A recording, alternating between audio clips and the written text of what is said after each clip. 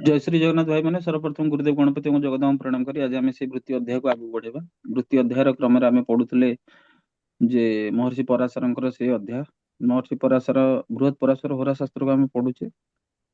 आम बृहत पराशर होरा शास्त्र को आम पूरा खाईगला भाया पढ़ुने चैप्टर नंबर 41 को पढ़ुचे।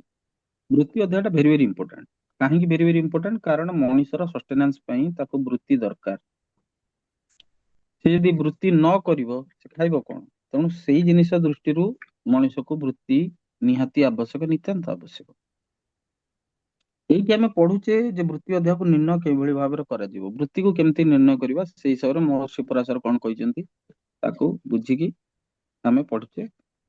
सेई श्लोक हिसाब रे आमे काली पढ़ितले दशम रे जदि मेष राशि थिला आज आमे पढ़िबा दशम रे वृष राशि। सर्वप्रथम मन रखु कि कौन भी चार्ट देखला बेले कौन भाव बा कौन क्वेश्चन टॉपिक नेला बेले भाव इंपोर्टेंट बहुत इंपोर्टेंट भाव इंपोर्टेंट ताठ इंपोर्टेंट होची आपणकर ग्रहर नैसर्गिक कारक तत्व। थर्ड रे इंपोर्टेंट होची से भावर स्वामी कोठी बसची। फोर्थ रे इंपोर्टेंट होची से भावर स्वामी से भावरे को भावर स्वामी बसची। ये सब जिनस गुड़ा मुंडे रखिले परे आमको चेक करिया पड़िबो जे लग्न एवं चंद्र रु दशम भाव केते मात्रा रे पावरफुल अछि कि अछि लग्न पावरफुल अछि कि चंद्र पावरफुल अछि। यदि लग्न पावरफुल अछि लग्न हिसाब रे हबो यदि चंद्र पावरफुल अछि चंद्र हिसाब रे हबो। एटा पॉइंट नंबर 1। पॉइंट नंबर 2 कोन ना से घरे किए बसची से घरे जे बसतिबो से ही से घर को ऑपरेट करिवो। 10th हाउस मोस्ट इंपोर्टेंटली लग्न रो 10th हाउस मोस्ट इंपोर्टेंटली तो से घरे जी बसीची से घरे जी देखुची सबुतिक को नजर रे रखिकी तापरे नवांशर देखिकी तापर D10 देखिले जांगी गोटे क्लियर कट इमेज तम मुंडे रे आसीबो जे याकू मु कोन वृत्ति सजेस्ट करिवि। एटा थला मोर इंट्रो पार्ट। एबे हमें पढ़िबा वृष राशि जदि आसी गला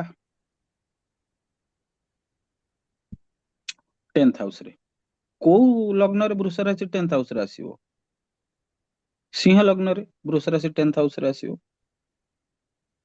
ना कोन कहउछ सिंह लग्न रे वृष राशि आसीबो ना कन्या लग्न रे वृष राशि आसीबो को लग्न पई कि वृष राशि 10th हाउस रे सिंह सिंह लग्न सिंह लग्न पे तो सिंह लग्न पे वृष राशि जेतबे 10th हाउस रे आसी गला जदि वृष राशि 10th हाउस रे आसी गला जे वृष राशि रो कैरेक्टरिस्टिक्स माने वृष राशि रो ऊर्जा आसी गला सेठी तबे से घर बसिला कि सेटा इंपोर्टेंट।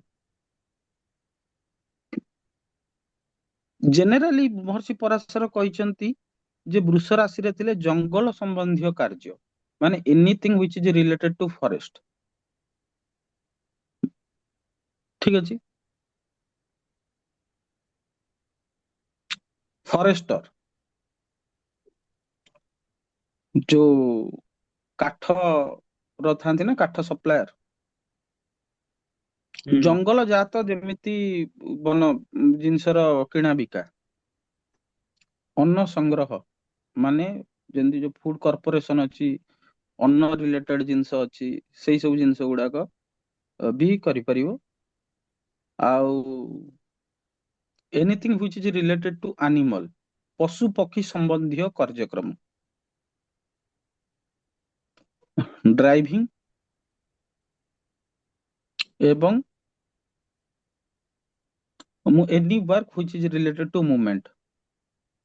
अच्छा महर्षि पराशर ई सब जिनस गुडा जो कहिले एगुडा कोन पई कहिले एइथि पई कहिले जे वृष राशि आसिले एटा गोटे मु तुमको देली गोटे तुमको माने आइडिया कि वृष राशि थिले एटा हबा संभव। एबे वृष राशि रे 10th हाउस रे राहु बसी जीवो एबे वृष राशि रे 10th हाउस रे मार्स बसी जीवो प्रत्येक प्लैनेट बसी गले तार कारक तत्व धीरे धीरे चेंज हो जीवो ठीक अछि ना। सेठी भी देखिया पड़ो कि 10th लॉर्ड कोठी की गला तेणु ए सबुतिक जिनस को आखि आगे रखिकी आपण माने देखिबे। मु आपनको 5टा नियम कहूची जोटा कि मु यूज करे। प्रथम नियम है लग्न चार्ट को तो कई बायपास करें सी हूँ बापांकर बापा, कारण लग्न को बायपास करके किसी भी देखा जाई परिबनी। पॉइंट नंबर 2 है चंद्र को भी बायपास करा जाई परिबनी, कारण चंद्र हूँ तुम मन। भले ही तुम्हें लग्न रू हिसाब से कर्म कर दियो, किंतु तुम मेंटल साटिस्फैक्शन को कर्म रे आसीबो सेटा चंद्र रू 10th हाउस कहबो। ठीक अछि ना। तृतीय रे सेही सांगे सांगे तुम पळेबो नवांश को, नवांश देखिदल तापर पळेबो ट्रांजिट को, गोचर रे कोन अछि, तापर पळेबो वर्ग चार्ट को। जदि आम वृत्ति देखुचे ताले D10 चार्ट देखिबा। सबु जिनिस को भल से आखि आगे रखिकी तापर तुम गोटे जदि किछि निर्णय नियो, ताले सेटार जो आउटपुट आसीबो सेटा बहुत इंपोर्टेंट आउटपुट आसीबो। ए इंपोर्टेंट आउटपुट विषय मु कोन पे आपन को कहूची ना, एथि पे कि कहूची जे जणे जदि कोनोसी आउटपुट दबो, माने कोनोसी गोटे उपादान सामान्य दबो, ताले तार जो एनर्जीटा को भली भाव रे तार जो प्रेडिक्शन टा बहुत ही फास्टर आसीबो। मु तुम गोटे सिंपल एग्जांपल दउची। समस्त आमे जानिचे जे सूर्य और मंगल 10म घरे बळी ही जानती, 10th हाउस रे बलवान ही जानती। तमे 10th हाउस रे मंगल और सूर्य देखिल, ताको को प्लैनेट देखु नांती, आइदर सूर्य बसी ना मंगल बसी, ताको के देखु नांती, मानि चलो तमे कहबो ये बढ़िया चाकरी करियो। सत दिग बळी ही गेले, सेठी दक्षिण दिगरे बळी ही गेले चंद्र सन और मार्स। किंतु एतिकिरे भाव जदि धनु लग्न रो कुंडली हबो आ मंगल 10म हाउस रे बसी गला, आ जदि कन्या लग्न रो कुंडली हबो एवं सूर्य 10म भाव रे बसी गला, ताले ताकू बार क्षेत्र प्रॉब्लम हबो। आखि बंद करी प्रॉब्लम हबो, काहे कन्या लग्न रो कुंडली रे 12th हाउस रो लॉर्ड सूर्य जे कि 10th हाउस रे बसी गला। धनु लग्न रो कुंडली रे मंगल केवल 5th लॉर्ड नुह, 12th लॉर्ड भी से 10th हाउस रे बसी गला। ये हैला वृत्ति ପାଇଁ कि ମୁଁ ଏଟା କେବଳ वृत्तिर अध्याय पढौछि, तापको आगु जाई भाबनी हमें केवल वृत्तिर जिनसरे सीमित रहिबा।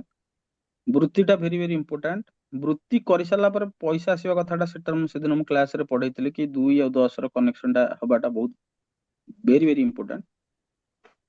तेबे आजिर सेशन रे आमे जानिले महर्षि पराशरन को श्लोक सहित मोर छोटो इनसाइट कि कोन कोन मु फाइंडिंग्स पाइछि। आजिर सेशन पे एतिकी। समस्त जय श्री जगन्नाथ।